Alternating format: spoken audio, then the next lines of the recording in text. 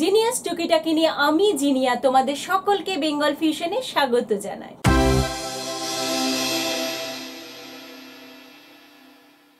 ছোট্ট সমস্যার ছোট্ট সমাধান। আজকে আমার বিষয় হলো জামা কাপড় থেকে কালির দাগ কিভাবে অতি সহজে তুলবে।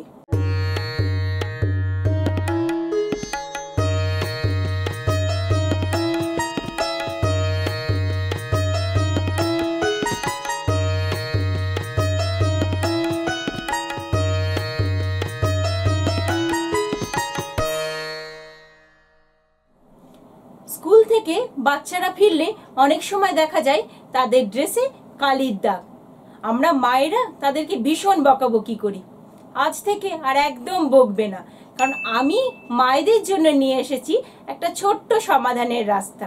খুব সহজে বাচ্চাদের ওই জামা কাপড়ের ড্রেসে, শুধু বাচ্চা কেন বলবো, সকলেরই, বড়দেরও কালির দাগ যদি লাগে জামা কাপড়ের মধ্যে, তাহলে সব থেকে বড় কাজ দেবে যদি ওই যে কালির দাগের জায়গায় একটু কাঁচা দুধ ঘষে নিতে পারো।